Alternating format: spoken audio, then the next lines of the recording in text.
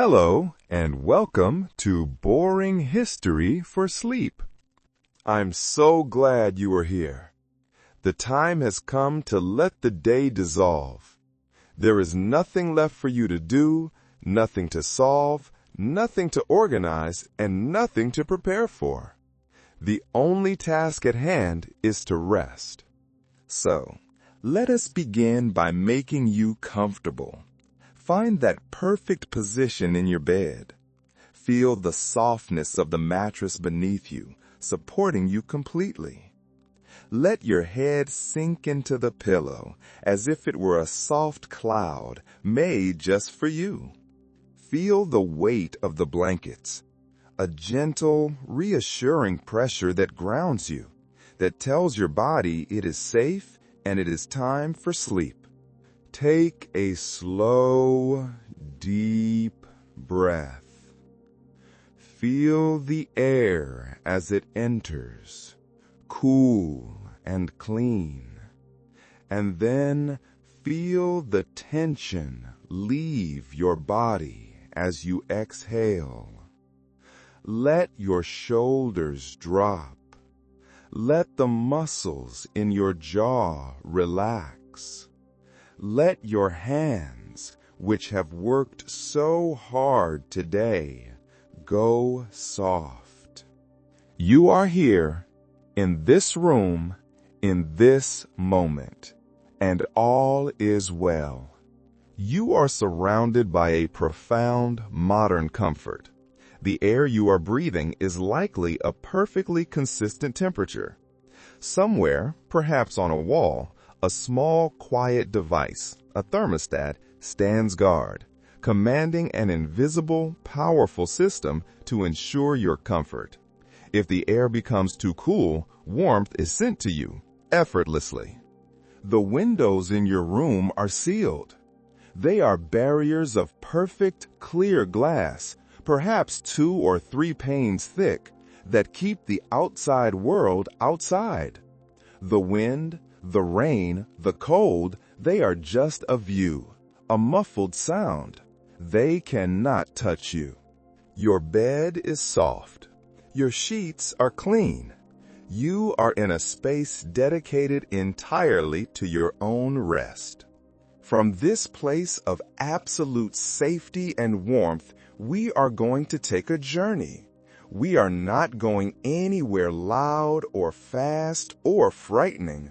We are going to take a slow, gentle journey back in time. We are going to a world where comfort was not a given, where warmth was not a convenience, but a project, a full-time life or death project for half of the year. We are going to visit the medieval peasant in the dead of winter. We will explore their world, not with shock or pity, but with a quiet curiosity.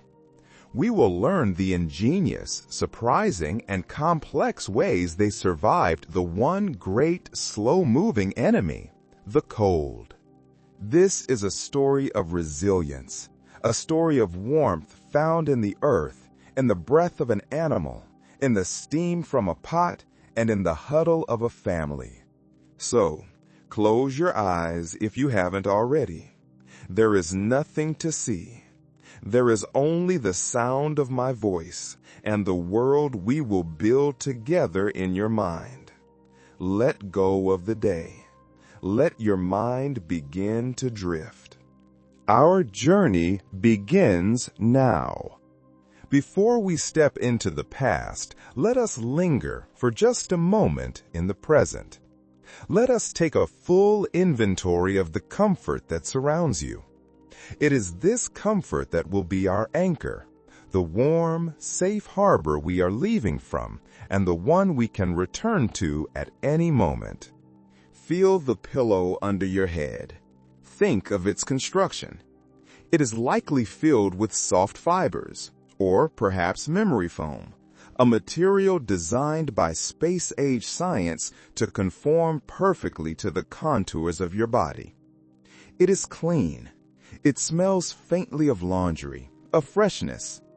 It is a small personal luxury, designed for a single purpose: your comfort. Now, think of your blankets.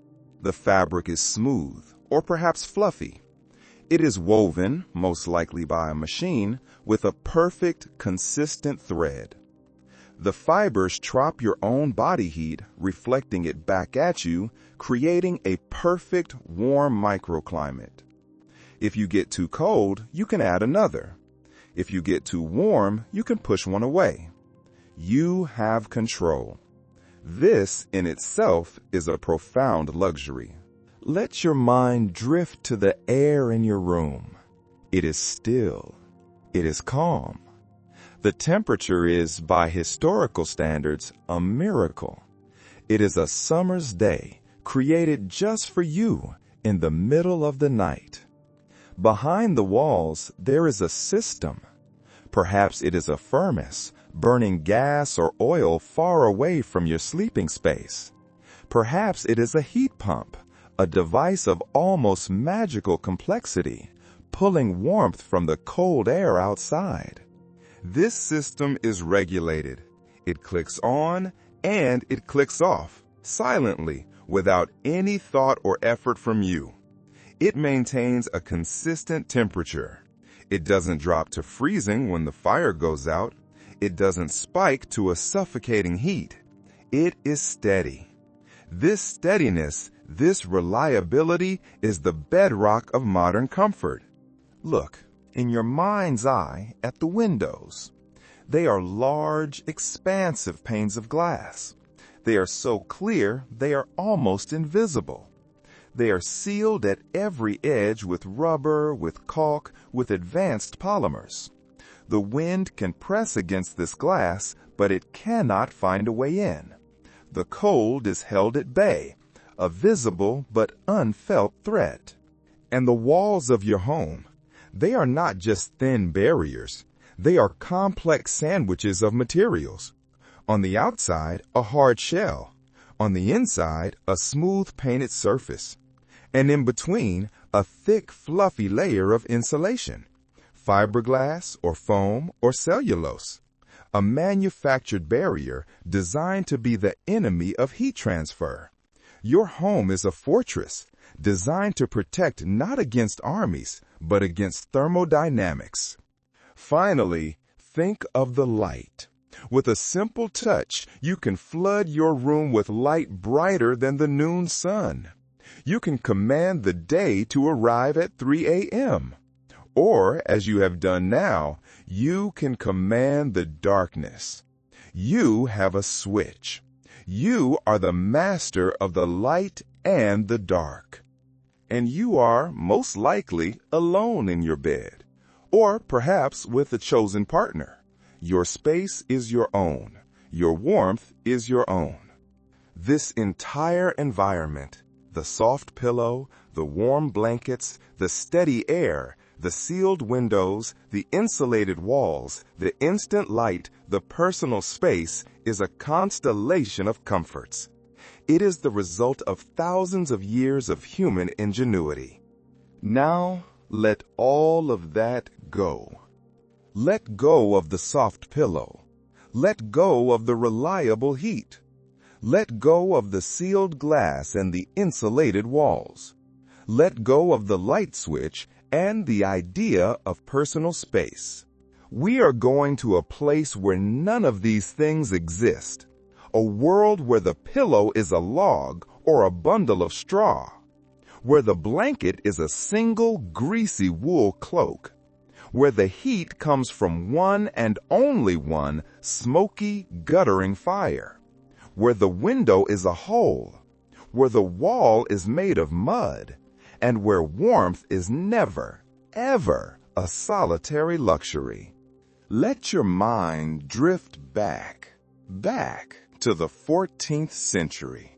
The air is getting colder. The light is fading. Let us first paint the scene. It is not a specific day, but the season itself. The long, slow, and powerful season of winter in medieval Europe. The change begins in what we would call October. The light, the quality of the light itself begins to change. The vibrant, saturated greens of the summer fields, the fields of wheat and barley, are gone. They have been harvested, leaving behind brown, sharp stubble. The sun, which had been a powerful, baking presence for months, seems to grow tired. It rises later each day, and it hangs lower in the sky, casting long, weak, watery shadows. It is a light that has no warmth in it. It is a light that illuminates but does not heat. The days become perceptibly shorter. For the medieval peasant, this is not an inconvenience to be solved with a light bulb. It is a fundamental shift in their reality. Their workday, their life, is governed by the sun. And as the sun retreats, so too does their world. The work of the fields, the mending of distant fences, the foraging in the far-off woods, this all comes to an end. The world shrinks. It pulls in on itself until it is just the small, clustered village and the dark, encroaching forest that surrounds it. And then the wind arrives. This is not a gentle, cooling summer breeze. This is the north wind. It is a wind born in the Arctic, a wind that has traveled over frozen seas and snow-covered lands. It is a wind that carries the first sharp scent of ice. It is a searching wind. It is a physical, tangible force. It does not go around the village, it goes through it. It probes every hut, every wall, every thatched roof. It finds the smallest, most insignificant crack, a gap in the wooden shutter, a loose bundle of thatch, a poorly patched hole in the wall, and it pushes its way in. It is a constant, whining, howling presence. It is the sound of the cold given a voice. The temperature drops, not by a few degrees, but by dozens. The damp, cool autumn air gives way to a dry, biting frost. Imagine stepping outside. The first thing you feel is the air's assault on your face. It stings your skin. The moisture in your nostrils freezes instantly. When you exhale, your breath doesn't just fog, it crystallizes, a plume of white dust that is immediately snatched away by the wind. The ground, which was soft and yielding, becomes iron. It is frozen solid. The mud ruts, carved by wagon wheels, become treacherous, sharp-edged canyons of ice. A misstep can mean a broken ankle, a disaster in this world. The water turns. The village pond, the watering hole for the animals, freezes over. The river, which was a source of life and transport, becomes a slow, sluggish, gray mass of ice floes or freezes entirely. Water must be gotten by breaking the ice with an axe, a painful, finger-numbing job. And then the snow. It might fall gently at first, a quiet, beautiful blanket. But it is not beautiful to the peasant. It is a burden. It is weight. It is a shroud. It covers the last of the forage for the animals. It blocks the paths. It drifts up against the low doors of the hovels, sealing them in. It piles up on the thatched roofs, threatening to collapse them with its immense, silent weight. The world becomes a monochrome of white and gray. The silence, when the wind dies down, is profound. It is a heavy, muffling silence, a silence of a world asleep, or perhaps dead. This is the enemy. It is not an army with banners and trumpets. It is a vast, indifferent, and relentless presence. It is the cold, and it will last for 3, 4, or, in a bad year, 5 long months. How do you survive this? You cannot fight it. You cannot flee it. You must endure it. And to endure, you must be clever. Your first and most important piece of cleverness is your home. Let us now approach one of these peasant homes. From a distance, it looks unimpressive. It is a small, low-slung building. It seems to be crouching against the landscape, as if trying to hide from the wind. It is not tall or proud. It is humble, made of earth and wood. The walls are lumpy, uneven, a dull brown gray. The roof is a thick, shaggy cap of straw or reeds, stained black with soot near the top, where a small hole allows smoke to escape. There are no real windows to speak of, just small, dark-looking patches on the walls. It looks like a simple, primitive shack, but that first impression is wrong. This is a machine, a carefully designed machine for survival. And its first secret, its most important trick, is one you cannot see from the outside. To enter the hovel, you must open a low wooden door, probably made of rough-hewn planks, held together with leather straps or simple iron hinges. The wind will try to rip it from your grasp as you do. And you do not step in. You step down. You take a step or two into the earth. The floor of the hovel is not level with the ground outside. It is sunken. These homes, which archaeologists call Grubenhauser or pit houses, were deliberately built this way. Before any walls went up, the family and their neighbors would dig. They would excavate the entire footprint of their home, 2, 3, sometimes even 4 feet deep into the ground.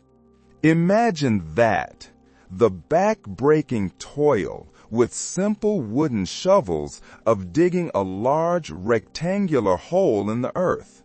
The text we have calls it like building your house in a shallow swimming pool. Why would they do this? It seems to invite dampness, to invite flooding.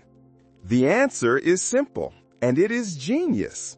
They were borrowing warmth from the largest, most reliable source of heat available to them, the planet Earth itself. We, in our modern homes, are insulated from the earth. We build on thick concrete slabs. But the medieval peasant embraced the earth. Just a few feet below the surface, the ground maintains a remarkably stable temperature.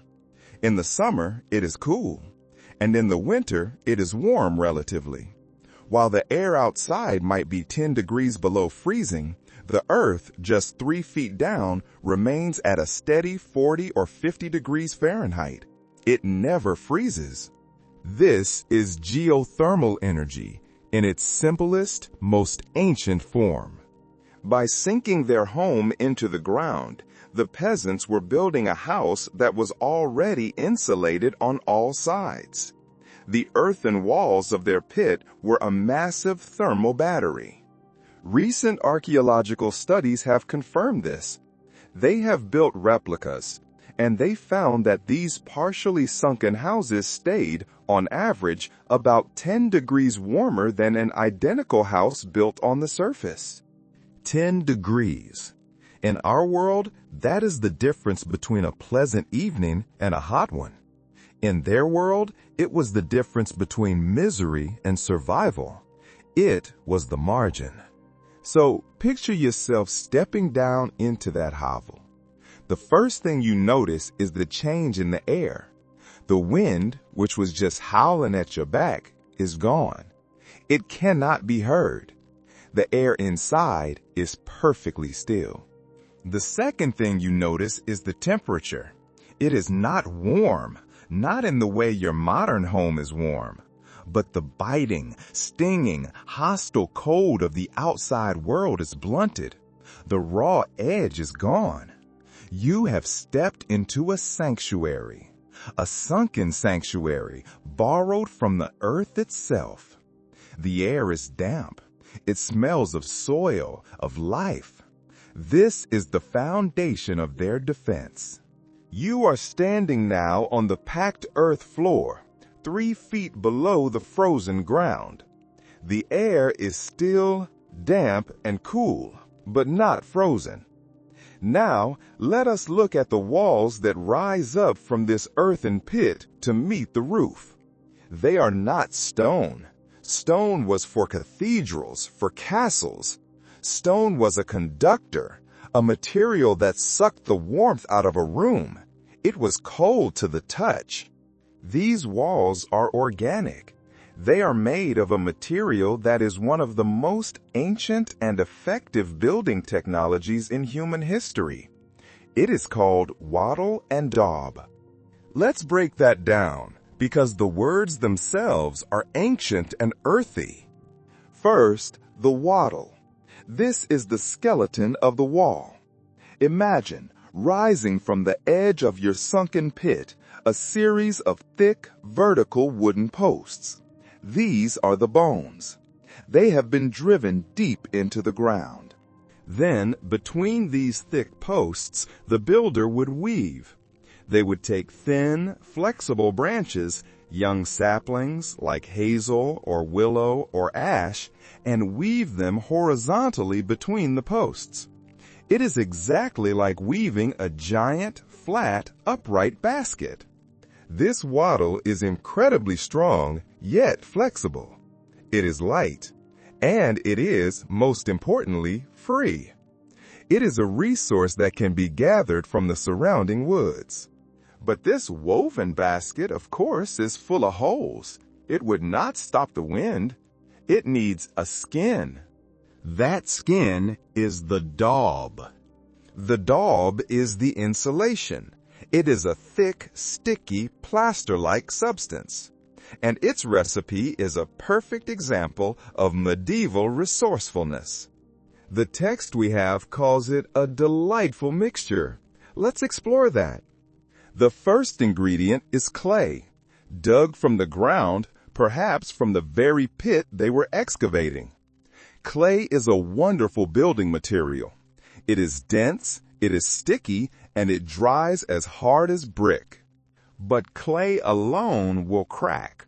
As it dries, it shrinks and forms large fissures. So it needs a binder.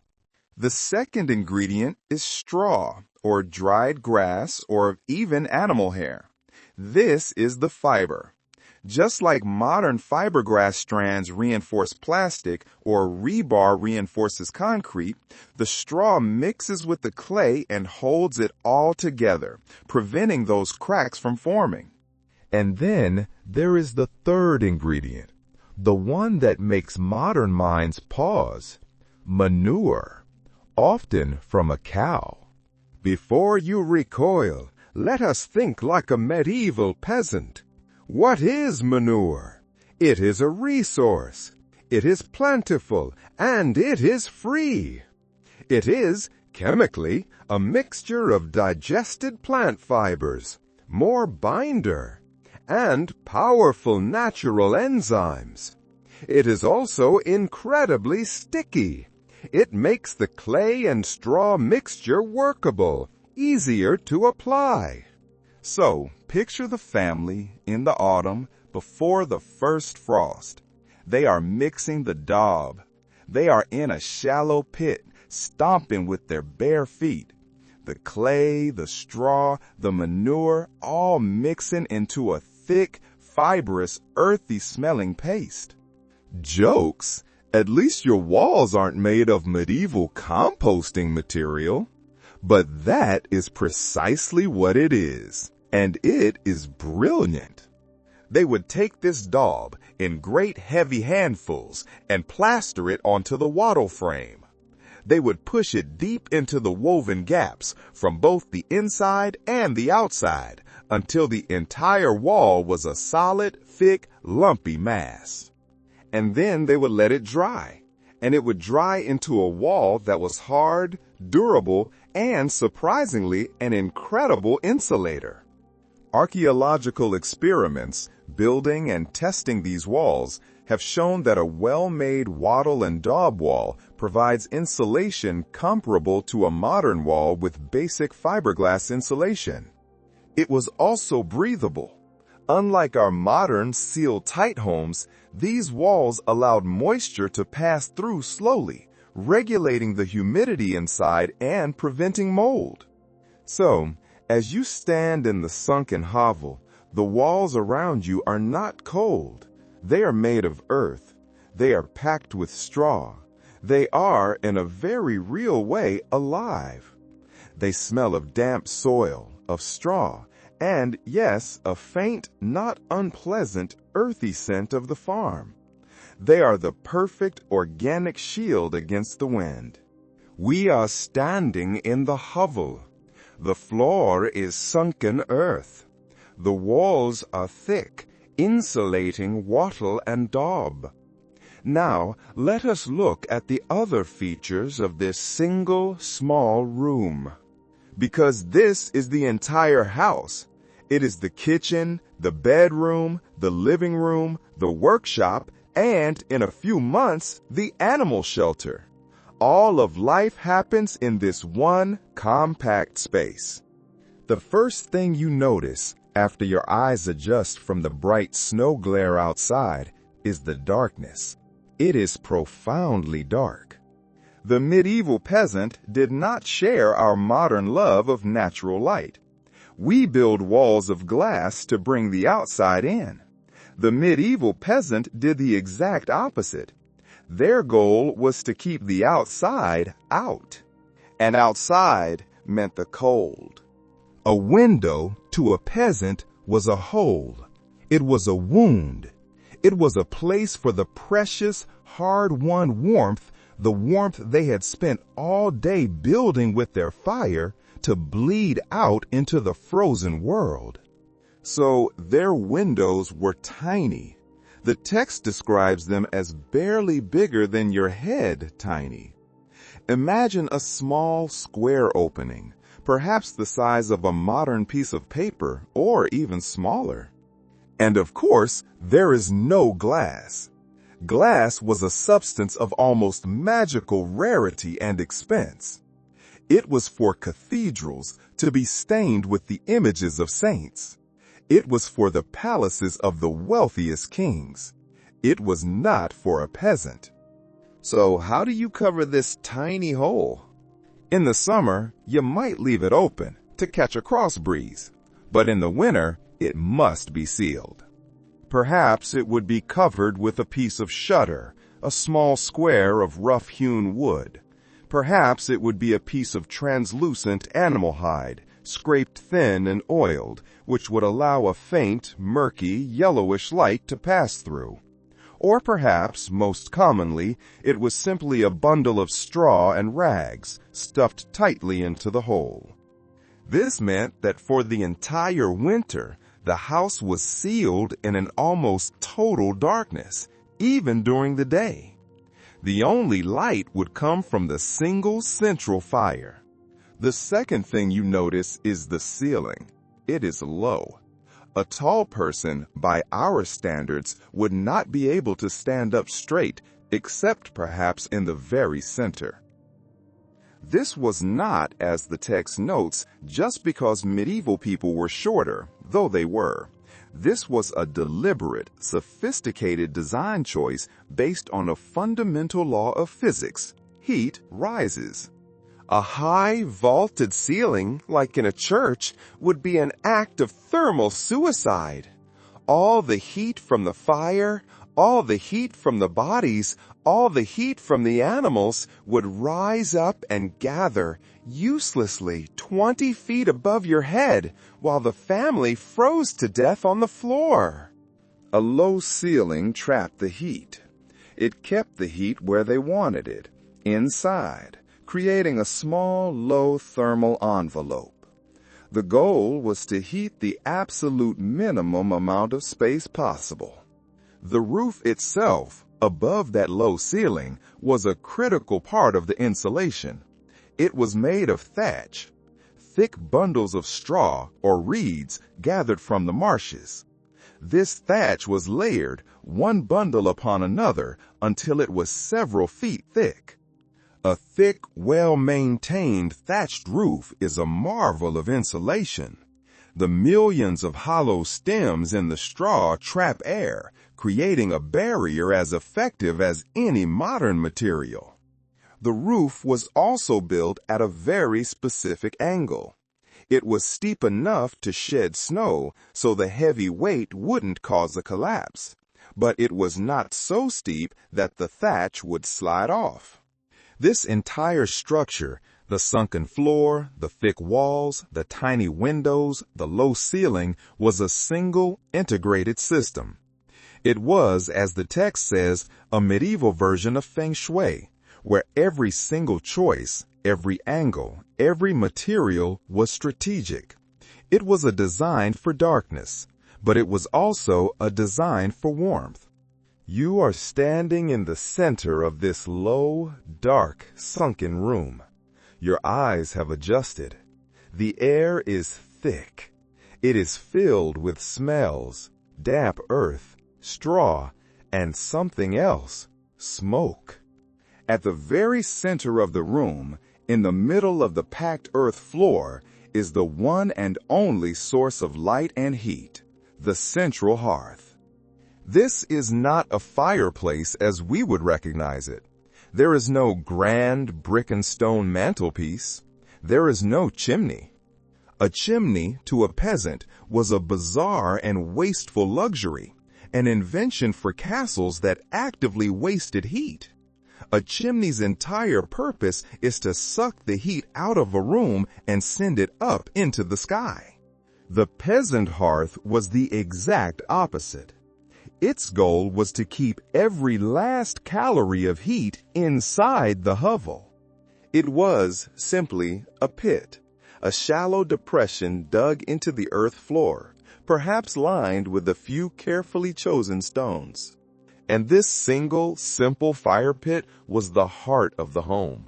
It was, as the text so perfectly describes it, the medieval equivalent of a combination microwave, heater, and social media hub all rolled into one. Let us examine its functions. First, it was the heater. This was the only source of warmth. The radiant heat from the flames would warm the people huddled around it. The fire's heat would rise, hit the low-slung ceiling, and radiate back down. The stones lining the pit would absorb the heat, becoming a thermal mass, and they would continue to release a gentle warmth even when it was freezing outside, long after the flames had died down to embers. Archaeological digs measuring the size of these hearths and the spaces they had to heat have shown that a well-managed fire could maintain temperatures between 50 to 60 degrees, that's Fahrenheit. To us, 50 to 60 degrees sounds chilly. It's the temperature we set our air conditioning to. We are, as the text says, modern folks who cry when the thermostat drops below 72. But to a medieval peasant in a world that was 10 degrees below freezing, 50 degrees was a practically tropical miracle. It was the difference between water freezing in your cup and water being drinkable. It was the difference between life and death. Second, it was the microwave. This was the only place to cook. A large iron pot would hang from a hook or a tripod over the fire. And in this pot, the pottage, a perpetual stew, would simmer for days. We will return to this. Third, it was the social media hub. This was the only source of light. When the sun went down, this fire was the moon and stars of the hovel. The family would gather around it not just for warmth, but for light. This is where the day's work was done. The mending of tools, the spinning of wool, the sharpening of a knife. This is where stories were told. This is where the children learned. This is where all the hot gossip was shared. It was the television, the internet, and the kitchen table all in one. It was the single, glowing, life-giving heart of the dark hovel. But this heart, this wonderful source of life, came with a powerful, overwhelming, and, to us, a terrible side effect. With no chimney, where did all the smoke go? The smoke from the central hearth had nowhere to go. It would rise from the crackling, hissing wood. It would carry with it soot and ash and 1,000 tiny unburnt particles. It would rise and it would hit the low thatched ceiling. There it would swirl. It would billow. It would form a thick, greasy, gray-brown cloud that would fill the top half of the room from the rafters down to about chest height. The air in the hovel was, by modern standards, unbreathable. It was designed to be a bit smoky inside. Imagine living in this. Your eyes would water constantly. The smoke from the hearth would make your eyes water. You would develop a permanent hacking cough. The smell of wood smoke would be in everything you own. It would be in your hair, in your wool clothes, in your food, in your skin. It was inescapable. If you looked up, you would not see a clean wooden ceiling. You would see a solid, black, glistening layer of soot and creosote coating every single surface. It sounds like a nightmare, a health disaster, and in many ways it was. Respiratory problems were a constant feature of medieval life. But, and this is the core of medieval ingenuity, it was intentional. The smoke was not a bug in the design. It was a feature. The medieval peasant knew from generations of experience that this constant choking cloud of smoke was preserving their home. First, the layer of hot smoke near the ceiling would help create an insulating layer, a pocket of warm air that helped keep the colder air down near the floor. But more importantly, the smoke was a pesticide and a sealant. The thatched roof, that wonderful thick insulating layer of straw, had two mortal enemies, insects and rot. Insects love to burrow into the warm, dry straw, and dampness from rain and snow would cause the straw to rot, leading to leaks. The thick, greasy smoke was the perfect solution. The smoke would rise and protect the thatch roof from insects and rot. The creosote and other chemicals in the wood smoke would permeate every single stalk of straw. It made the roof toxic and inedible to insects. It waterproofed the straw, making it resistant to rot. This was not a guess. This was a fact. We know this because studies of preserved medieval roofs show that this smoky environment actually doubled the lifespan of thatched roofs. So, the medieval peasant had a choice. A clean house with a good chimney and a roof that rotted, leaked, and collapsed within a few years, allowing the cold and rain to pour in. Or a smoky, eye-watering, cough-inducing house that was warm, dry, and secure for decades. It was, as the text says, no contest. They chose to live in the smoke, and they adapted their lives to it. They lived under the smoke cloud. They slept low to the ground. They sat on low stools. Their entire world was lived in the clear air, from their knees to their chest. It was a harsh trade-off. But hey, as the text jokes, at least you didn't have to worry about paying the heating bill. It was a world of different problems and different, smoky, ingenious solutions. Now that we have a full sensory picture of the hovel, this dark, smoky, sunken, but surprisingly warm machine, let's talk about the life that was lived within it and, more importantly, outside of it.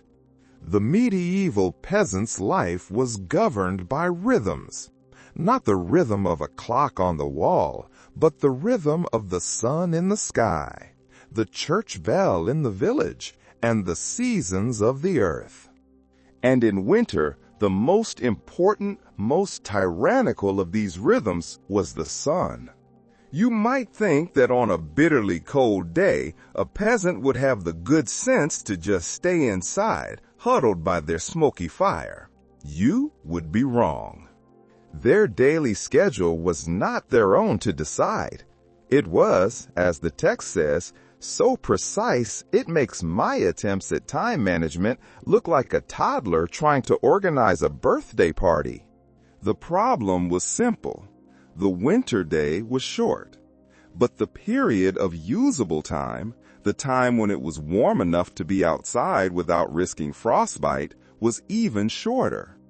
This period was known as the golden hours, or what the medieval folks called high sun. This was the 4-hour window, roughly from 10 a.m. to 2 p.m. This was not because they were late risers who enjoyed sleeping in. This was because this 4-hour window was when the sun, weak as it was at its absolute highest point.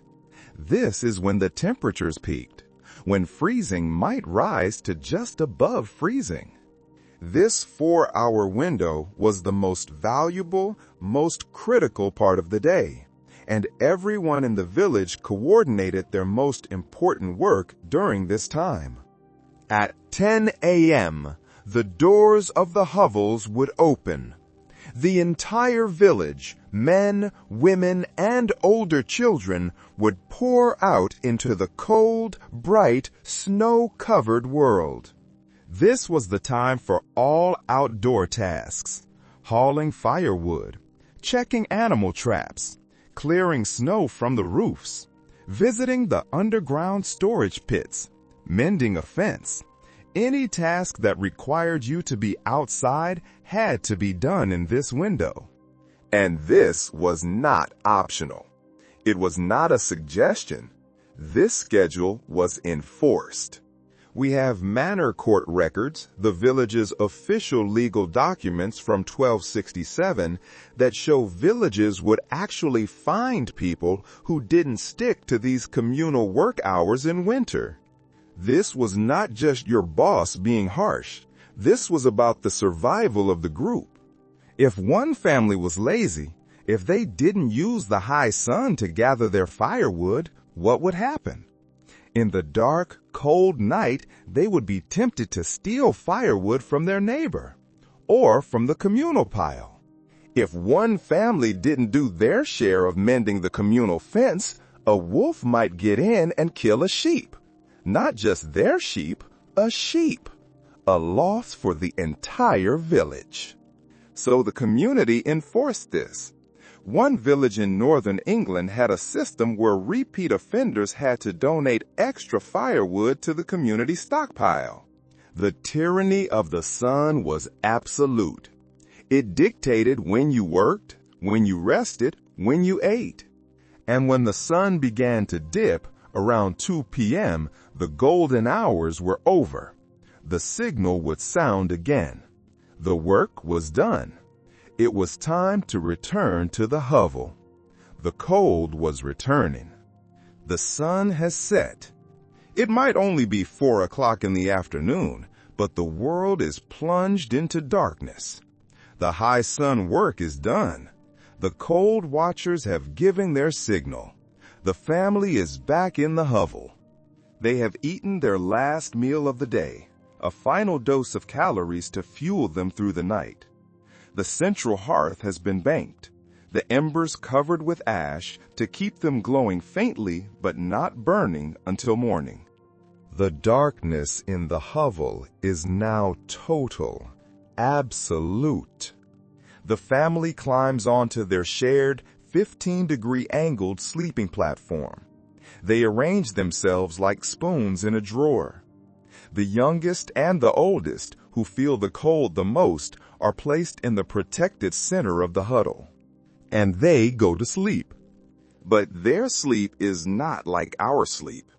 We, in our modern world, with our electric lights, have trained our brains to sleep in one solid 8-hour block. We call this monophasic sleep. The medieval peasant, living by the natural 14-hour-long winter night, had a different pattern, a biphasic sleep. They would go to sleep at, say, 8 p.m., and they would sleep soundly for about 4 hours. This was the first sleep. And then, around midnight, the entire family would wake up. This was not a sign of insomnia. This was not a bad night. This was a normal, expected, and even recommended part of life. Imagine that. The entire family stirring in the pitch-black, smoky hovel. What did they do in this hour or two of midnight wake? They didn't turn on a light and check their phones.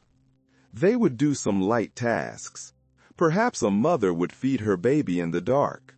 Perhaps someone would get up to use the chamber pot. Someone might add a small stick to the embers of the hearth to check on it. They would socialize a bit. A husband and wife might talk quietly. This was, perhaps, the only private time they had all day, a time of quiet intimacy in the shared, crowded darkness. They might pray. They might lie awake, listening to the wind howling outside, listening to the breathing of their children and their animals, and just think. It was a quiet, liminal time, a peaceful, contemplative, and perfectly normal interruption in the long, dark night. Medical records from the 1300s, doctors of the time actually recommended this split sleep pattern for better health. They saw it as natural. We have jokes that we modern folks feel guilty about taking a 20-minute power nap at our desks. These historical documents show a world where this midnight wakefulness was considered so normal it was just the rhythm of life.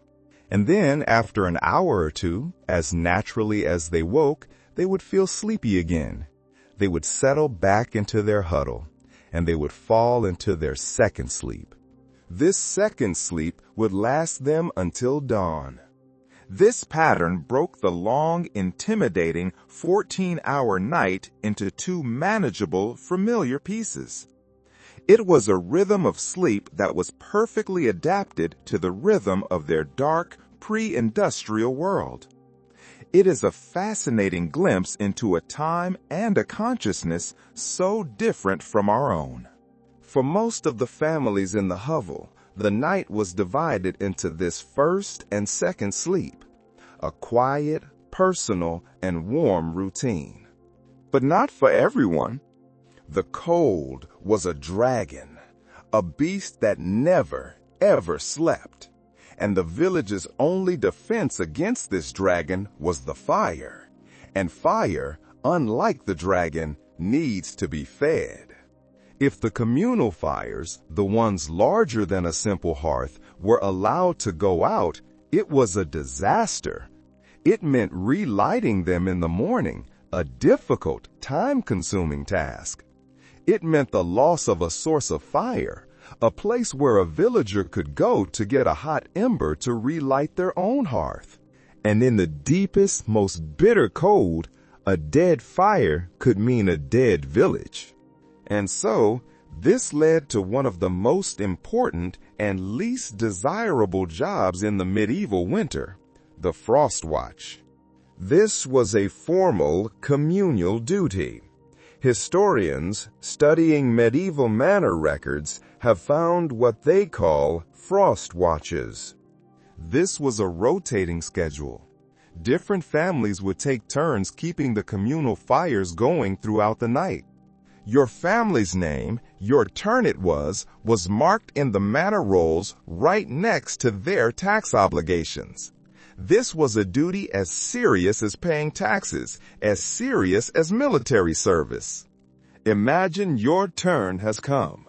You are on the frost watch. You wake from your first sleep with the rest of your family, but when they are settling back down into the warmth of the huddle, for their second sleep, you cannot. You must get up. You must leave the 18-inch high platform. You must find your moss-stuffed shoes in the dark. You must pull on your thickest, greasiest, 5-layer wool cloak. And you must open the door. Imagine that feeling, the wave of pure, hostile cold that hits you. The smoky 55-degree hovel you are leaving was a tropical paradise. You are now stepping out into a world that is 10, 20, perhaps 30 degrees below freezing. The wind hits you. The silence of the sleeping village is absolute. The only light is the pale, cold light of the moon on the snow and the stars, which look like sharp, angry chips of ice. Your job is to move through the village, a lonely, frozen shadow. You move from the communal bonfire in the square to the fire in the communal hall to any other designated warmth point. You carry a load of firewood. You check the embers. You add the logs. You blow on them, your breath freezing on your lips until the flame catches. You are the village's guardian, the shepherd of the flame, and you cannot fail. Miss your turn at Frostwatch? The text is clear. That'll be 1 chicken or 3 dozen eggs as a penalty. A chicken! 3 dozen eggs! In a world where food was life, this was a crippling, devastating fine. Medieval peasants didn't mess around with their heating duties. Some villages, archaeological evidence suggests, even had special warning systems, usually a series of horn blasts. A lonely horn cutting through the midnight air. A signal, perhaps to alert the next person on watch. Or, a more terrifying sound, a signal that the temperature had dropped to a dangerously low level. A signal that meant all hands, wake up, this is an emergency. It was a cold, lonely, terrifying, and absolutely vital job. It was the perfect, stark example of medieval communal survival. It wasn't about your comfort. It was about the village's survival. You, a single, frozen individual, taking your turn so that the whole, the community, could survive until the sun returned. The medieval peasant understood a principle that we in our individualistic world have often forgotten. The individual is weak, but the community is strong. This principle applied to justice, to harvesting, and most definitely to heating. A single person in a single room is a very inefficient way to stay warm. Your body generates heat, but it dissipates quickly into the cold air. But a crowd is a different thing entirely. A crowd is a furnace, a living, breathing furnace made of people. And medieval peasants engineered their social lives to take advantage of this body heat science. Let's look at 2 examples, the bread oven and the council meeting. First, the communal bread ovens. In most medieval villages, you were not allowed to have your own oven. This was a safety rule, as a stray spark could set the whole place ablaze. But it was also a form of tax.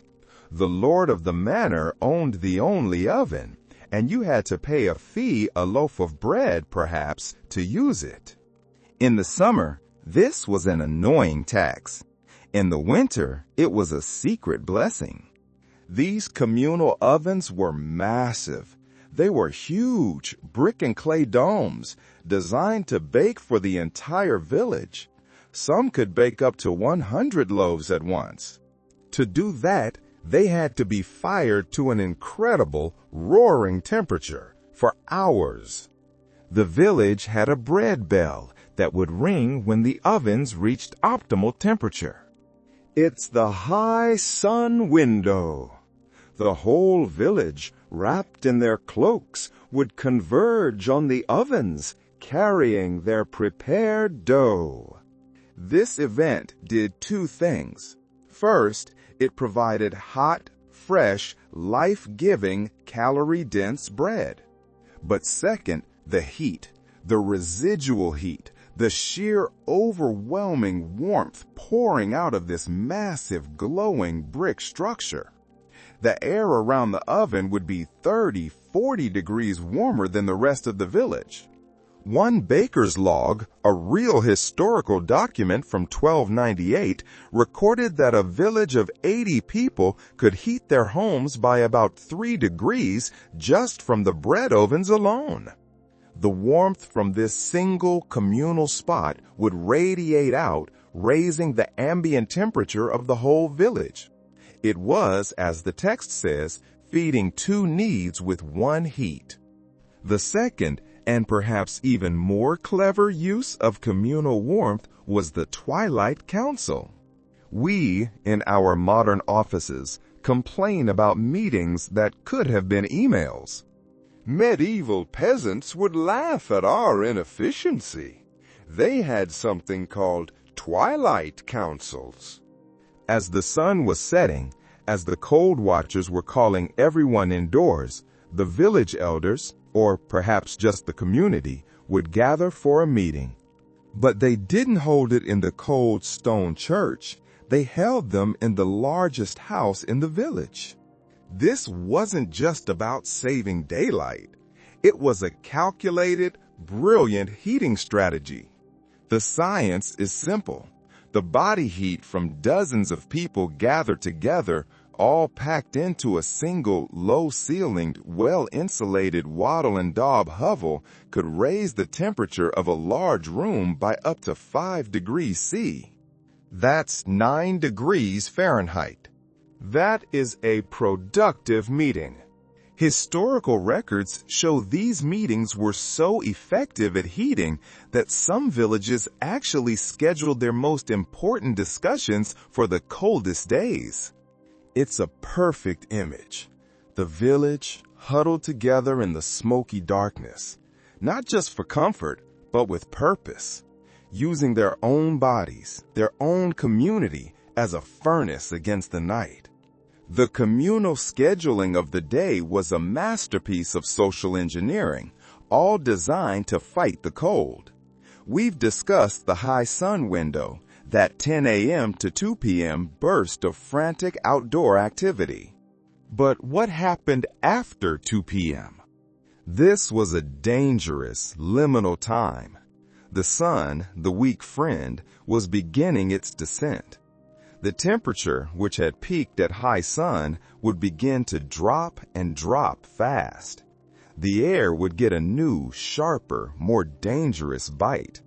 This was the time when outdoor work had to stop and indoor work began. But how did you know when? How did you know the precise moment when safe cold became dangerous cold? You didn't have a thermometer. You didn't have a weather app. You had the cold watchers. This was another official, designated job. These were not the same as the frost watch, who patrolled the night. These were the daytime monitors, the village's meteorologists.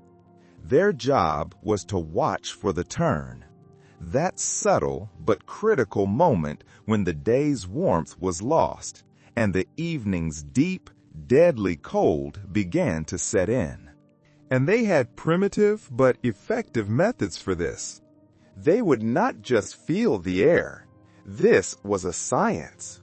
They would watch how quickly water froze in clay pots. A row of shallow clay pots left in the shade. The cold watcher's job is to sit and observe. How many minutes does it take for a skim of ice to form? When the water freezes in this pot, in this amount of time, we know the turn has come. They would observe the animals, the cattle, the sheep. Animals have an instinct for this. They know instinctively when to seek shelter. The cold watcher would be watching them. When the animals begin to huddle, when they turn their backs to the wind, the turn has come. And when these watchers made their decision, when the water in the pot froze at the dangerously fast rate, they gave the signal. Perhaps it was a bell, a different ringing from the bread bell. Perhaps it was a call, a cry that echoed through the cold, still air. The turn has come! Inside! Inside! And at that signal, work moved indoors. Everyone knew it was time to head inside. This was not because medieval peasants were lazy. It was a pure survival strategy. And, like the high sun schedule, this was not optional. Court records show that some villages even developed a point system. You would lose points for being caught working outside after the cold warning. A cold watcher might see you mending a fence 20 minutes after the call, and he would dock your family. And too many lost points meant extra community service duties. Perhaps you would get an extra turn on the frost watch. Perhaps you would have to donate your own precious firewood. This system, which seems so harsh to us, was a lifesaver. It forced everyone to move their work indoors, back to the stored heat of the smoky hovel. This was the time for indoor tasks: mending tools, spinning wool, grinding grain, telling stories. The cold watchers, with their freezing pots of water, were the village's afternoon managers. They were the ones who drew the line, who called an end to the outdoor day, and herded the village like a good shepherd back to the safety of the fire. All of this work, the frantic high sun dash, the lonely frost watch, the huddling for warmth in the twilight councils, it all ran on fuel. The fuel for the fire was wood, but the fuel for the body, the fuel for the human furnace, was food. And in the medieval winter, there was no food. Not in the fresh sense. The fields were frozen solid. The trees were bare. The animals were hunkered down. This meant that all the food for 4, 5, or even 6 long, cold months had to be grown, harvested, and gathered in the brief, bright summer and autumn. And then, most critically, it had to be preserved. The peasant's life depended entirely on their pantry. A failed harvest meant starvation. But a successful harvest, poorly stored, also meant starvation. So how do you keep food fresh and safe and edible for half a year with no refrigerators, no freezers, no canning jars, and no chemical preservatives? The medieval peasants' preservation techniques were so smart that modern scientists are actually studying them. And their greatest tool, once again, was the earth itself. We have seen how they sunk in their houses into the earth to borrow its warmth. For their food, they did the opposite. They used the earth as a refrigerator. They dug brilliant storage pits. These were not just messy holes. They were carefully designed, well understood, underground fridges.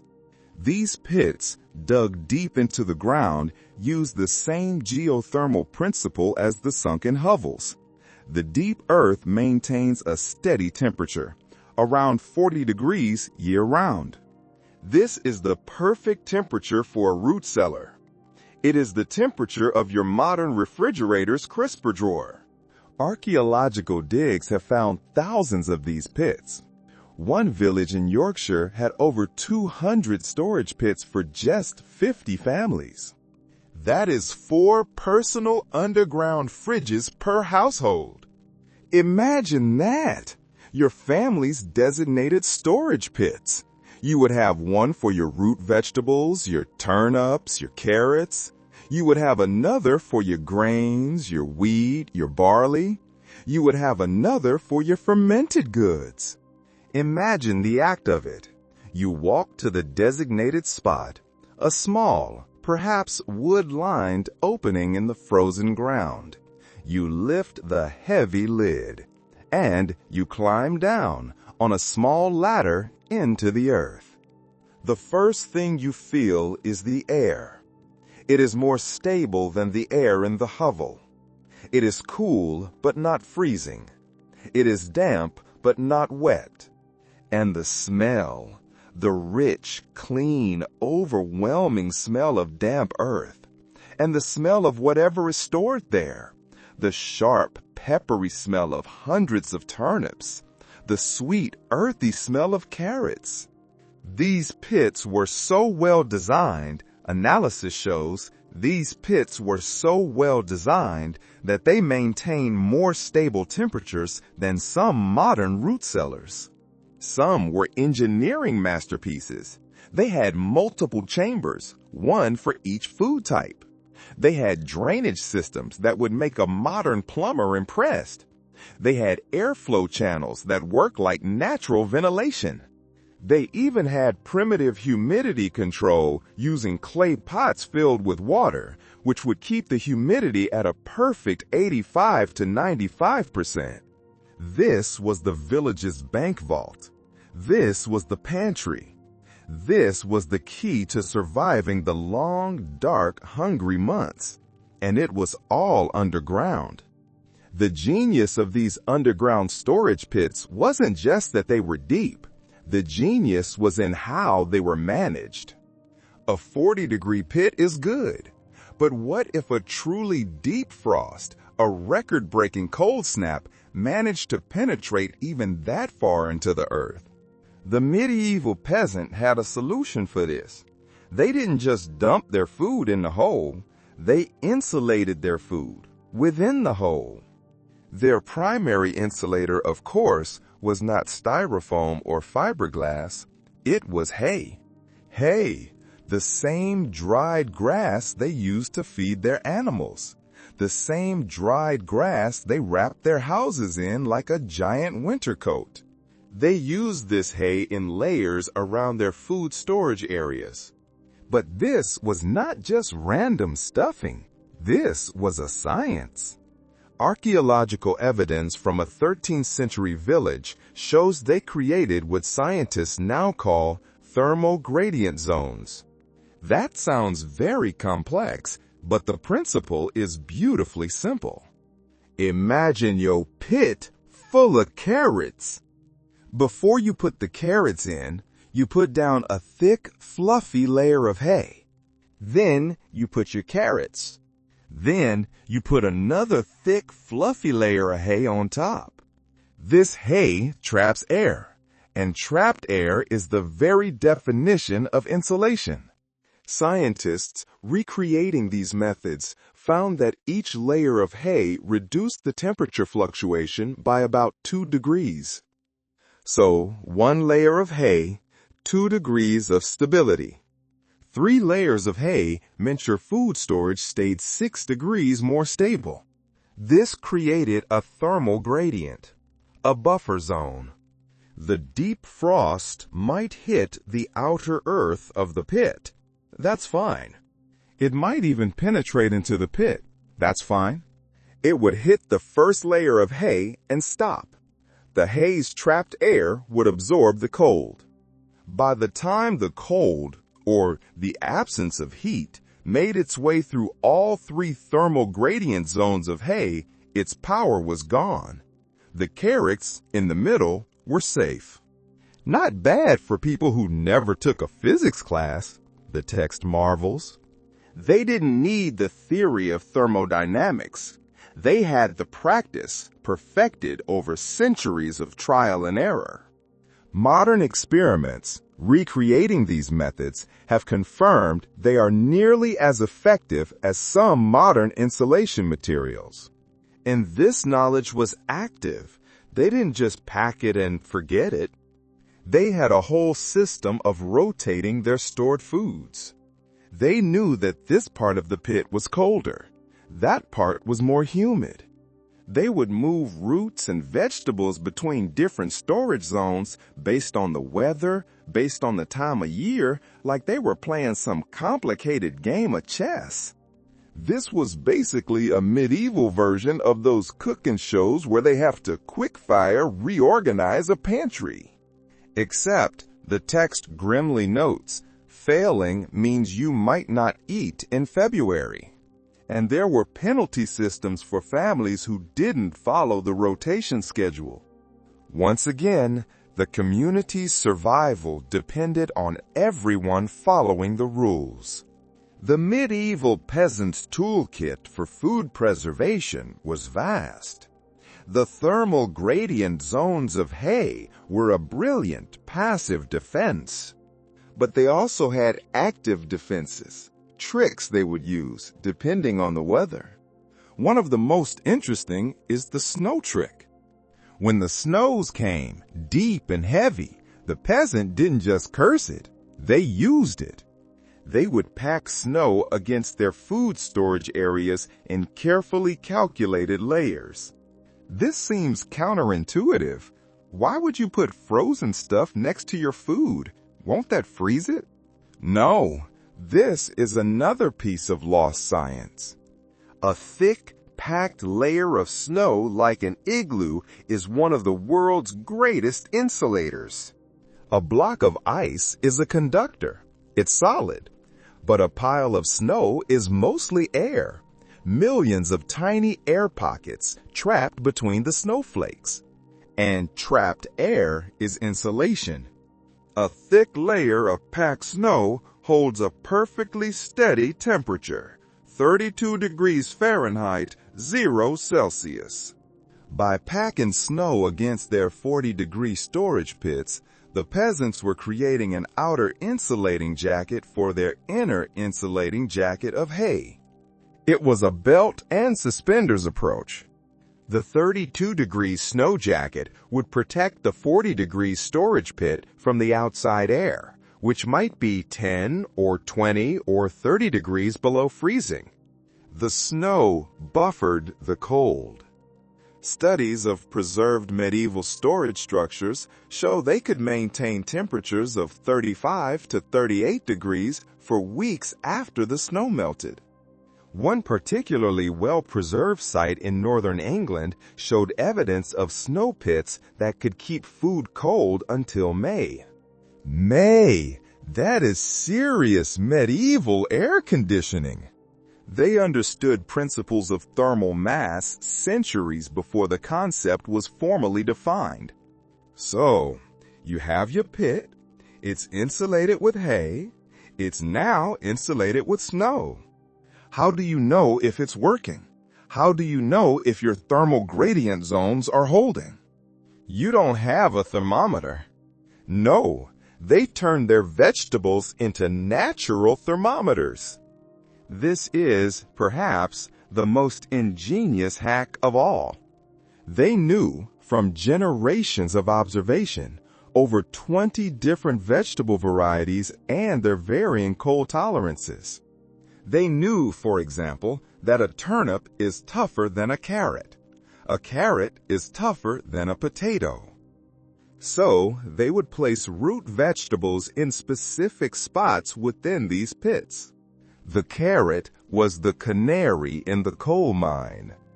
The peasant would climb down into his pit, not just to get food, but to read his vegetables.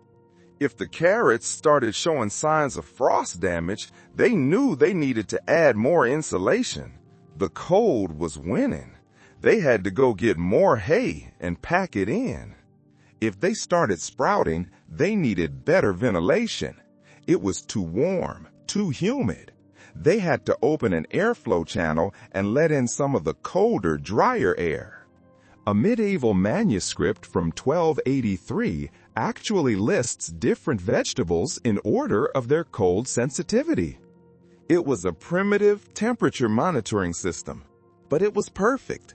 It was a living system using turnips instead of technology. You have your storage pit. It is a masterpiece of engineering.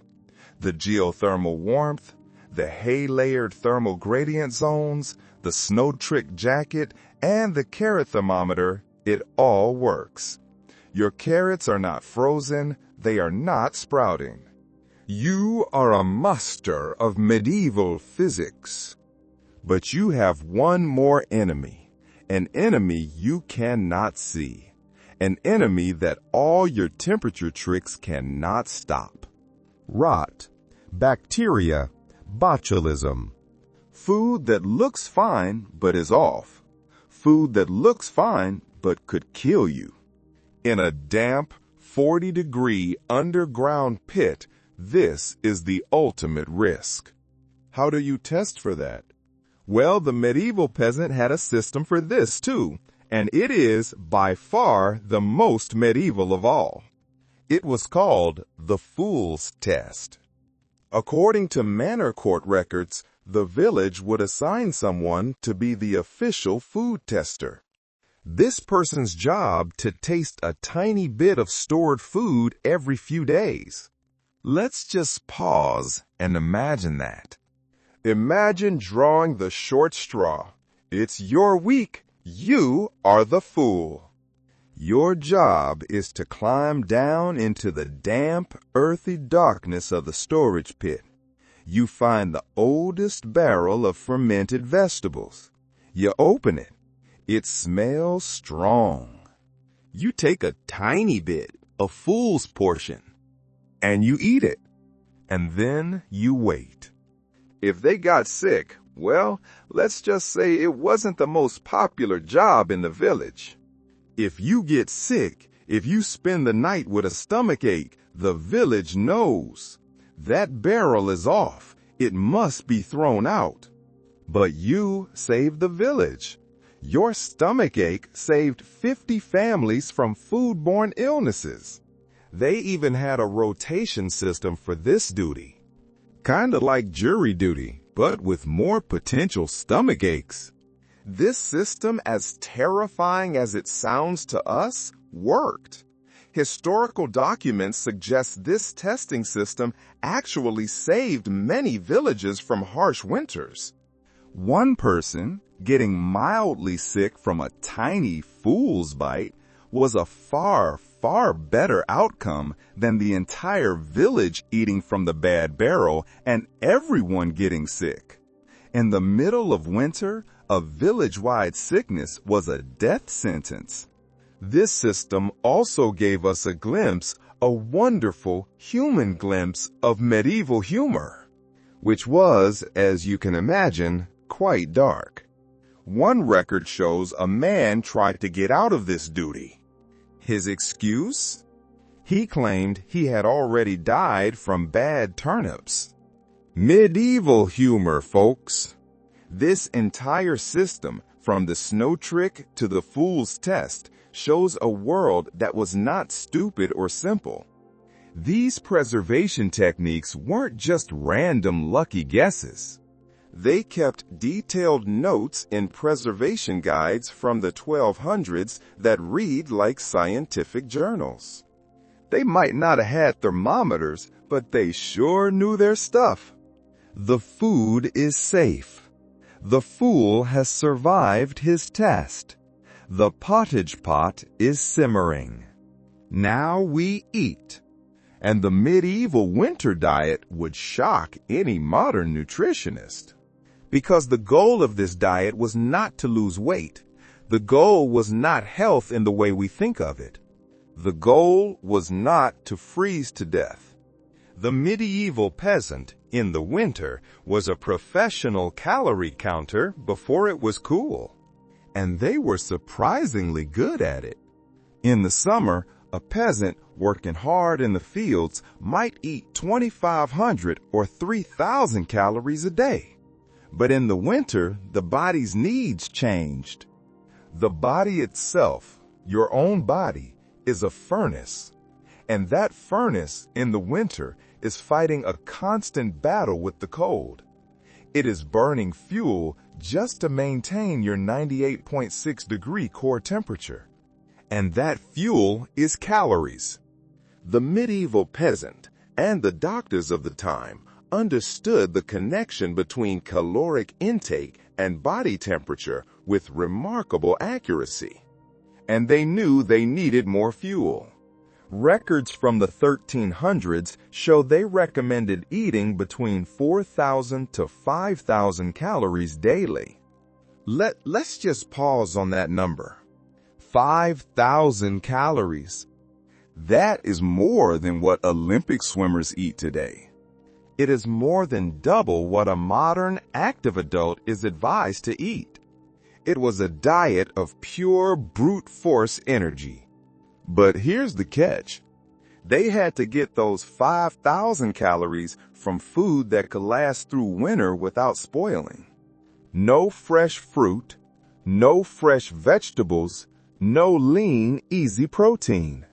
My local supermarket can barely keep bananas fresh for a week, the text jokes, but these folks had winter food stores down to a science.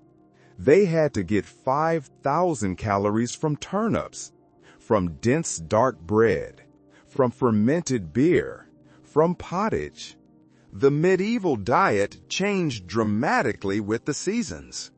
Records show they ate nearly twice as much fat and protein in winter as they did in summer. Fat was king. Fat is the most calorie-dense food on earth. A piece of bacon fat, a ladle of grease, that was not unhealthy. That was life. That was heating fuel. They also timed their meals based on digestion science. They didn't just graze. They had specific winter eating schedules. The biggest meal was at dawn. Why? They needed a huge blast of energy to warm up from the cold night and to fuel them for the high sun work. Another large meal at midday to keep the heat going. And a smaller meal before bed.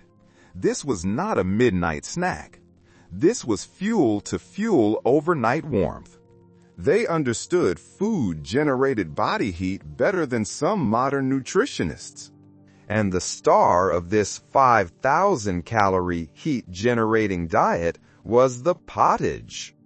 Let us return once again to the central hearth, to that single iron pot hanging from a hook over the glowing red embers. This pot is the star of medieval winter cuisine. It is called pottage. Pottage was a thick stew, but it was not a stew in the way we think of it. We make a stew, we eat it, and then it is done. This pottage was never done. It stayed simmering in the pot for days, sometimes weeks. It was a perpetual stew, an evolving meal. Here is how it worked. The pot would start on the first day with a base, water or weak ale, and the scraps, turnip peels, the ends of a carrot, and it would simmer. Every time someone got hungry, they just throw more ingredients. You took a ladleful out, you put a handful in. You had some leftover stale bread in the pot. You had a handful of dried peas in the pot. You had a scrap of bacon fat, a treasure, in the pot. Archaeological analysis of medieval cooking pots shows traces of meals that kept going for up to 3 weeks. Now, a modern food safety inspector would have a heart attack. A 3-week-old stew? But medieval peasants had figured out that the constant simmering actually killed harmful bacteria. As long as the pot never went cold, as long as it was always simmering, it was, in theory, safe. Recent studies of these cooking methods show they were surprisingly effective. But the magic, the genius, was in how they layered flavors and nutrients. This was not just a random garbage soup. This was a medieval food pyramid in a pot. Mayor records from 1286 show a village had specific rules about pottage ingredients. It was layered. The bottom layer, the base, had to be root vegetables. Your turnips, your parsnips. Why? For steady energy, the complex carbohydrates. The middle layer needed beans or peas. Why? For protein. And the top layer was whatever grains they had left. Your oats, your barley. Why? For quick energy, the simple carbohydrates. Scientists studying these recipes found they provided a perfect balance for sustained energy throughout the cold days. Analysis of preserved pottage residues shows they were getting more balanced nutrition than many modern people. And they even had specialized winter versions. They found they would deliberately overcook some grains. A porridge recipe from 1278 specifies cooking the brains until they're soft as a child's teeth. Gross description, the text notes, but brilliant science. Why? The longer cooking time broke down the complex starches, making the calories more readily available for keeping warm. Modern nutritional analysis shows this increased the bioavailability of calories by up to 30%. This pot, this perpetual pottage, was not just food. It was a hot, calorie-dense, nutritious, and ever-evolving life source, simmering 24/7 at the heart of the hovel. The pottage was the star of the 5,000-calorie diet, but it had some powerful, funky supporting actors. The true medieval superfood was fermented everything. If a peasant could grow it, they would ferment it. Why? Fermentation is magic. It does two miraculous things. First, it preserves the food. The fermenting process, the good bacteria, creates an acidic environment where the bad bacteria, the rot, cannot survive. It's a natural preservative. Second, it unlocks nutrients and, in some cases, creates new, denser forms of calories. Let's look at the big three ferments. First, grains into beer. But this wasn't anything like our fluffy white beer. Wait, that's the bread line. Let's start again. This beer was not our modern, light, clear lager.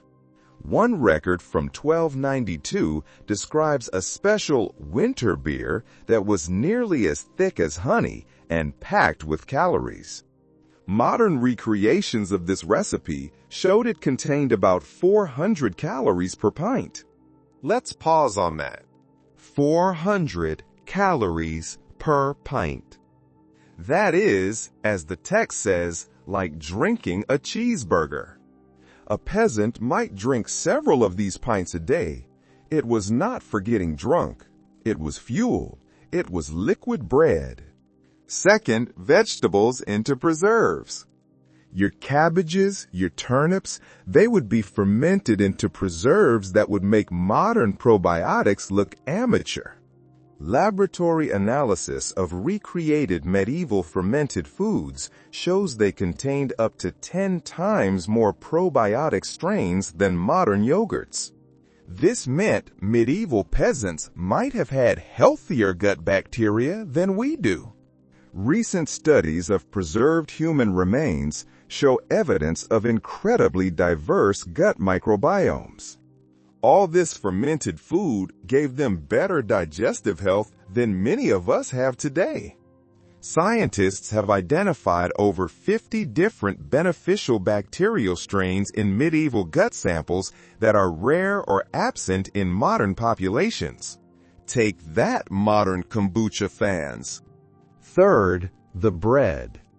The bread they ate wasn't anything like our fluffy white bread. Medieval winter bread was dense, dark, and usually slightly fermented. like a sourdough, and it was better for them by accident. Archaeological evidence shows their grain mills were terrible. They were clumsy stone grinders. They were terrible at removing bran and germ from wheat. All that healthy stuff, the fiber that we pay extra for, they couldn't get it out. This terrible milling accidentally made their bread way more nutritious than modern white bread. One loaf of medieval bread contained more fiber than a modern person eats in 3 days. Sure, the text jokes, it was probably hard enough to use as a weapon, but it kept them alive through winter. Chemical analysis of preserved bread samples shows they were getting up to 40% more nutrients than we get from modern whole grain bread. So picture the perfect medieval winter meal. A steaming bowl of perpetual pottage. A thick, heavy slice of dense, dark, weapon-like bread. And a mug of thick, honey-like, 400-calorie cheeseburger beer. That is how you get to 5,000 calories. That is how you fuel the furnace. That is how you survive. The family is fed. The 5,000 calories are at work. The final meal of the day, the fuel load has been eaten. The fire has been banked. The fool has done his test. The twilight council is over. Now it is time to sleep. And the sleeping arrangements of the medieval peasant family were just as scientifically thought out as their diet. We, in our modern world, we value our private space. We have master bedrooms and kids' rooms and guest rooms. Modern parents freak out when kids crawl into their bed. The medieval family took shared sleeping to a whole new level. Forget separate rooms. Forget separate beds. Archaeological evidence from the 1250s shows entire families, we're talking up to 6 people, sharing what was basically a wooden platform with some straw on it. Mom, Dad, the grandparent, the children, all in one pile. And you thought your twin-sized college dorm bed was cramped. But this wasn't about poverty. This wasn't about a lack of space. This was about a lack of heat. This was a survival strategy. Analysis of medieval household records suggests these tight sleeping quarters might have actually helped medieval families survive. The science is simple. It's shared body heat. Studies show the combined body heat in these shared beds could raise the local temperature by up to 8 degrees. 8 degrees, just from huddling. But it's how they huddled that is even more clever. They didn't sleep flat on their backs. Archaeological research shows they slept semi-reclined, almost like they were in a comfy chair. Why? This position was actually brilliant for heat conservation. Scientists studying this position found it was brilliant. It reduced the surface area exposed to cold air by about 30% compared to lying flat. It's the difference between a ball and a sheet. A ball holds its heat. This semi-reclined position made it easier to pack more people into the sleeping space. Medieval problems, the text says, required medieval solutions. Modern sleep researchers have even found this position might have helped prevent some respiratory problems common in cold, smoky, damp weather. It's an incredible image. The entire family propped up on a wooden platform, spooning together, sharing their warmth, their breath, their survival. One particularly dramatic account from 1298 describes a village elder demonstrating proper sleep positioning by arranging the entire family like spoons in a drawer. Medieval people invented spooning, the text marvels. Who knew?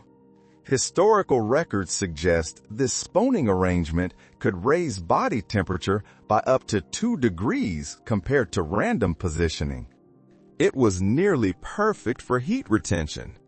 And they scheduled their sleep.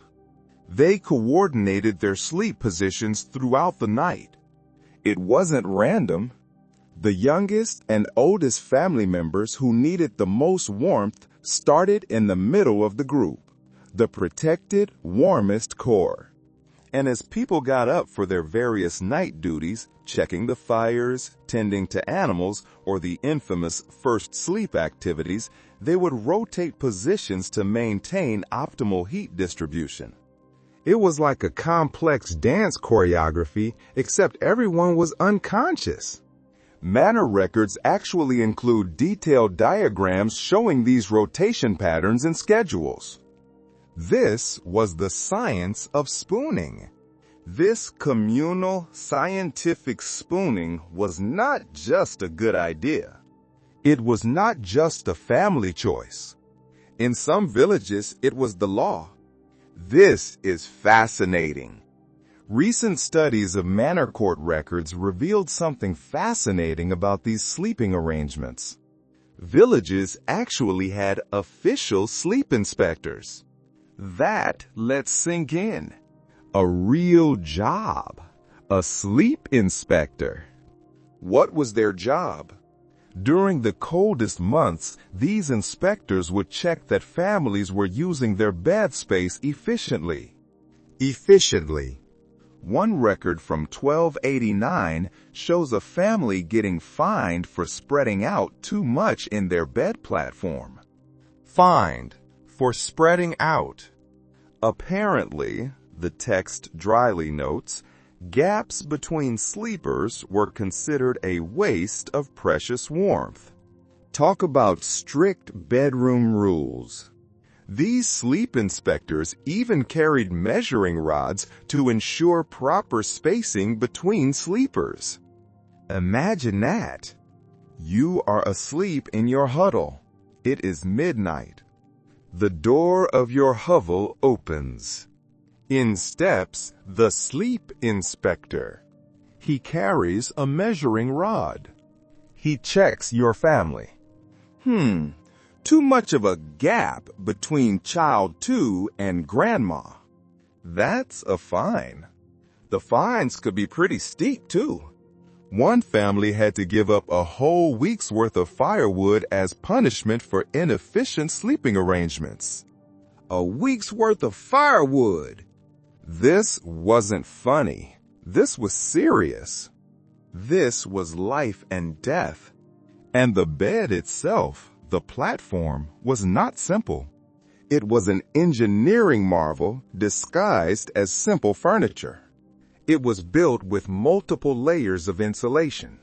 The bottom layer was usually packed straw changed seasonally, followed by a layer of wool when they could afford it, and topped with whatever fabrics the family owned. But the clever part was the angle. They angled these platforms at precisely 15 degrees. Precisely. Why? Modern thermal analysis shows this angle created perfect air circulation while minimizing heat loss. These people were basically sleep scientists. Recent reconstructions have shown they maintain temperatures up to 12 degrees warmer than flat sleeping surfaces. And the height mattered too. Archaeological evidence shows they built these platforms exactly 18 inches off the ground. Exactly. Why? This was the sweet spot. It was high enough to get you above the coldest, dampest air on the floor, but it was low enough to keep you below the thickest, chokingest layer of smoke from the hearth. The 18-inch survival zone. And some particularly clever households built their bed platforms directly above the cattle pen. Medieval underfloor heating at its finest. Temperature measurements show this elevation could mean a difference of up to 5 degrees. A complete system. the 5,000-calorie fuel, the communal huddle, the 15-degree angle, the 18-inch height, and the sleep inspector with his measuring rod to make sure you were all doing it right. You are warm in your scientific spoon huddle. But what are you wearing? Those warm bodies needed proper clothing. And forget everything you've seen in medieval movies. Peasants weren't running around in thin tunics. The real medieval fashion scene would shock modern designers. And the first, most shocking rule of medieval winter fashion was this: you never wash your winter clothes. Never. Before you say gross, the text warns there was actual science behind this decision. The superstar of medieval winter wear was wool. Wool is a miracle fiber, and one of its miracles is that it produces lanolin. Lanolin is a natural grease. This lanolin acts as a waterproofing agent. Washing the wool, especially with the harsh soaps like lye that they had, would remove the lanolin. And a wool cloak without its lanolin is just a sponge. It soaks up rain and snow. A wet cloak is a death sentence. There is a medieval text from 1267 that specifically warns, a clean wool cloak is a cold wool cloak. They understood chemistry without knowing what chemistry was. Modern lab tests on preserved medieval garments show unwashed wool clothing retained up to 40% more water resistance than washed versions. So your winter clothes were stiff, they were greasy with lanolin, and they probably smelled like a wet sheep. But they were dry, and they were warm. And you didn't just wear one layer of wool. They wore up to 5 layers. But each layer was processed differently to serve a specific purpose. This was not fashion. This was engineering. The innermost layer was soft and thin to be as comfortable as possible, while outer layers were progressively thicker and coarser. Scientists studying preserved medieval clothing found this layering technique created air pockets that trapped heat more effectively than modern polyester. Tests show a typical medieval winter outfit could maintain body heat for up to 6 hours in freezing temperatures. Analysis of the weaving patterns reveals they even adjusted the direction of the wool fibers in each layer to maximize insulation. This wasn't clothing. This was personal, wearable insulation. It was your house for your body. And when the seasons changed, you didn't wash your winter clothes. You stored them in special chests with aromatic herbs. But these weren't just any herbs. They chose specific combinations that also had antimicrobial properties. Scientists found traces of herbs that are now known to contain natural antibacterial compounds. These people were fighting bacteria before they knew bacteria existed.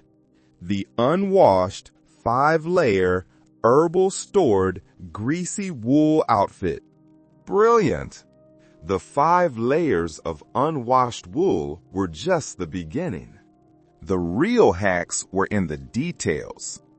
When it got truly, desperately cold, they stuffed their clothes with dried moss and straw. Stuffed like a scarecrow. But this wasn't just any random moss. Recent analysis of preserved clothing shows traces of over 12 different types of moss used for insulation. They were moss connoisseurs. Each type had different properties. Some were naturally antimicrobial to fight the smell of the unwashed wool. Others were better at trapping air. Manor records even show villages had designated moss collectors who knew exactly which types to gather. This moss was so important, so valuable. Medieval people literally fought over moss. One record from 1292 describes a heated argument between two villages over access to a particularly good moss gathering spot. A village war over moss. That's how important it was. Scientific analysis shows some moss had insulation properties comparable to modern synthetic materials. So you have your 5 layers stuffed with moss. But you still need waterproofing. The lanolin helps, but you need more. So they'd rub them with animal fat, usually sheep or deer fat. They would take their outer cloak and rub grease all over it. Lab tests on recreated clothing shows this treatment was surprisingly effective. It could repel water for up to 4 hours in heavy rain. And they had another trick. They discovered that mixing certain types of tree sap with the fat made it even more water resistant. A medieval recipe from 1285 specifies mixing pine sap with sheep fat in exact proportions. Modern scientists say this recipe is nearly identical to modern waterproofing formulas. So you have your 5 layers of wool, stuffed with moss, coated in fat and sap. What about your base layer, the layer next to your skin? Linen was the medieval equivalent of high-tech base layers. It was soft, but only wealthy peasants could afford it. So what did most people use? Nettle fibers. Yes, stinging nettles.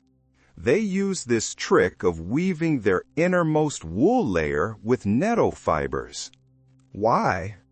Modern textile analysis shows this created a fabric that wicked moisture away from the body almost as effectively as modern synthetic materials. It was high-tech performance gear. The downside? It was itchy as anything.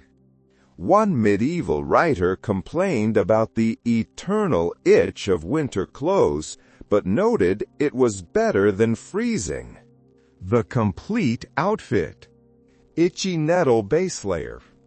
5 layers of unwashed lanolin greasy wool, stuffed with 12 kinds of war-worthy moss, coated in animal fat and pine sap. That is medieval fashion.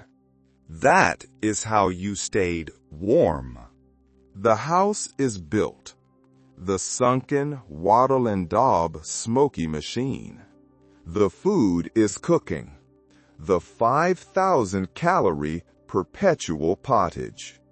The family is dressed. The itchy, greasy, moss-stuffed wool layers. But the Frostwatch horn just blew. A deep, bitter, dangerous cold has settled in. The fire in the hearth is not enough. It is time. Time for the final, most powerful heating solution. Time to bring the animals inside. We mentioned the bed platform built above the cattle pen. This was the masterstroke of medieval heating. The animals were not just animals. They were heaters, living, breathing, walking heaters. A single cow could raise the room temperature by 2 to 3 degrees. That might not sound like much, until you realize most medieval families kept 3 or 4 cows inside during winter. Let's do the math. 3 cows, that's 6 to 9 degrees warmer. Add in some sheep, chickens, and maybe a pig or 2, and suddenly you've got a pretty cozy setup. Researchers found that strategic animal placement could create temperature increases of up to 10 degrees. 10 degrees. That is the difference between 50 degrees and 60 degrees.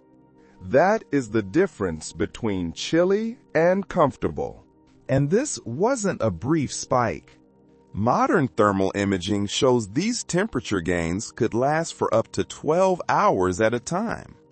The most efficient arrangements could maintain these temperatures with just half the usual firewood consumption. This wasn't random. This was science.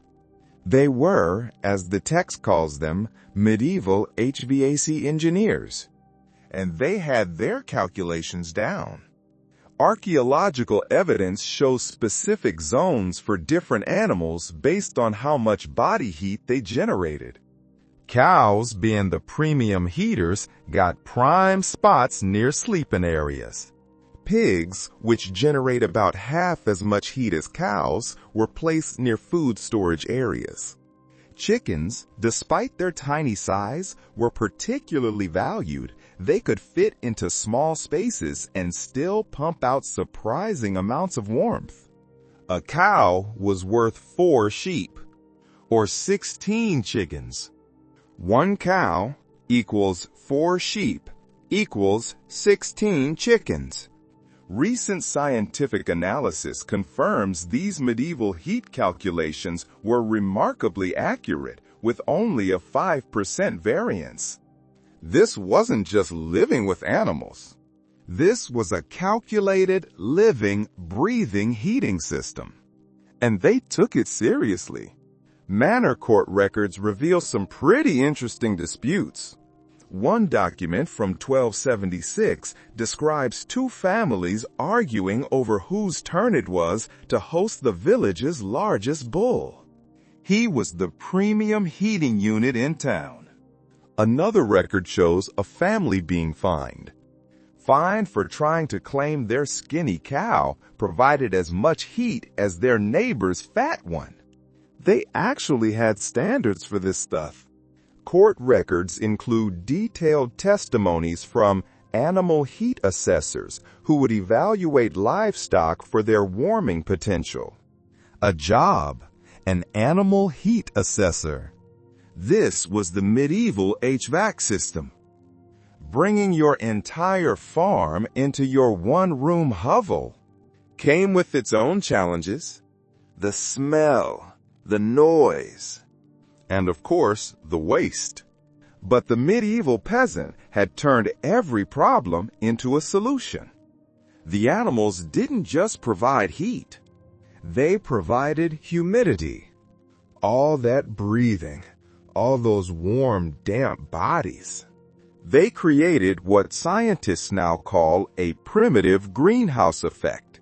Their breath and body heat would create warm, humid air. And this warm, humid air helped prevent the bitter, dry cold from seeping in. Modern environmental scientists found that animal-warmed medieval houses could maintain relative humidity around 60%. 60% humidity. That is perfect. That is the ideal humidity that your modern $200 humidifier is striving for. It was perfect for preventing both freezing and mold growth. It also helped preserve wooden structures and prevented respiratory problems common in dry winter air. Your modern humidifier, the text says, has nothing on medieval livestock. So the animals solved the dryness. But what about the waste? This is the final brilliant piece of the puzzle. They didn't just clean up the waste. They used it. They developed sophisticated waste management systems.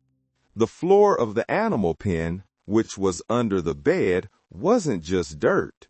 They used layers of straw and ash to create composting floors.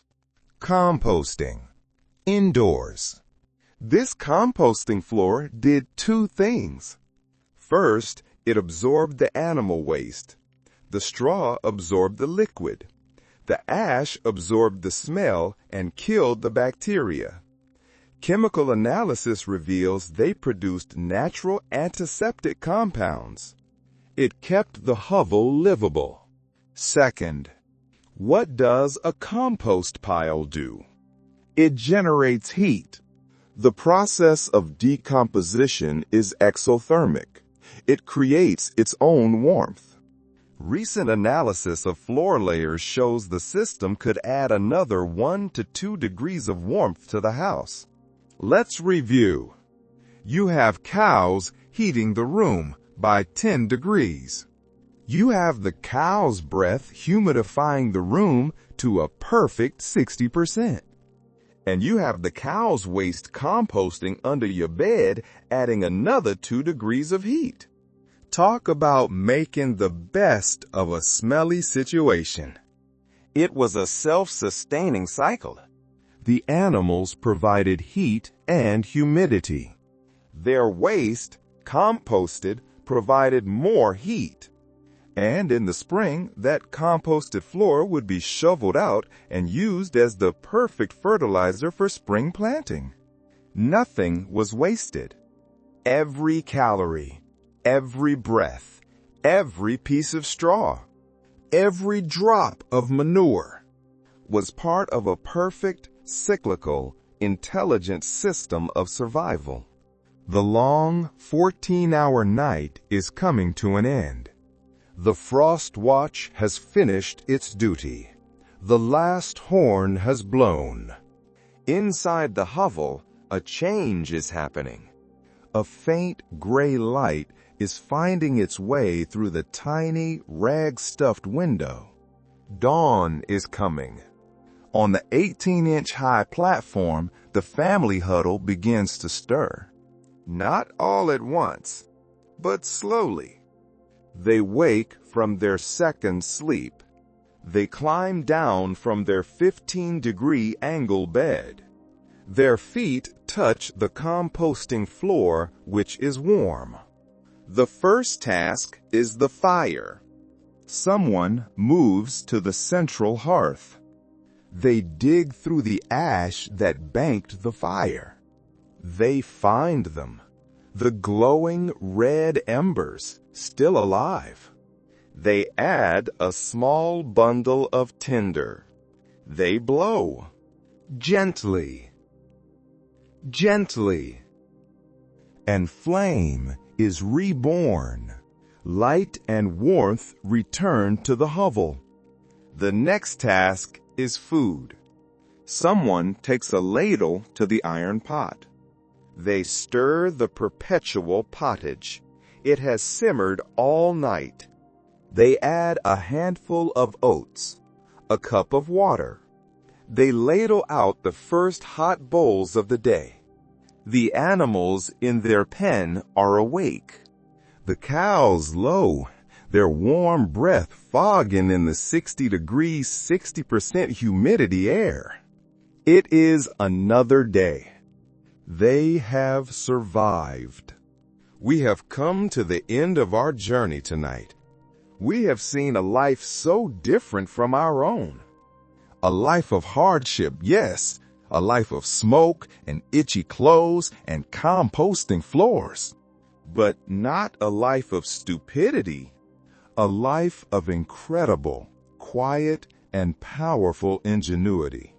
These were not simple peasants. They were scientists. They were engineers. They were HVAC specialists. They were nutritionalists. They were sleep experts. They were resource managers of the highest order. They were not smarter than us, but they were not less smart either. They simply had a different set of problems, and they solved them with a genius born of pure, cold necessity. And now our journey is over. It is time to return. Time to leave the smoky, crowded, animal-warmed hovel. Time to leave the 5 Winnie pottage and the sleep inspectors and the unwashed cloaks. You are back. Back in your own room. Back in your own time. Feel once again the miracle of your comfort. Feel the softness of your pillow. Feel the effortless, consistent warmth that surrounds you. Feel the clean, still, smoke-free air that you breathe. There is no frost watch for you to stand. There is no pottage to stir. There is no fool's test to fear. There is only rest. The echo of the past is fading into the quiet, peaceful, warm present. Let it all go. Let the story, the facts, the details, let them all dissolve. Let them become a part of your dreams as you yourself dissolve into a deep, warm, and restful sleep. Good night.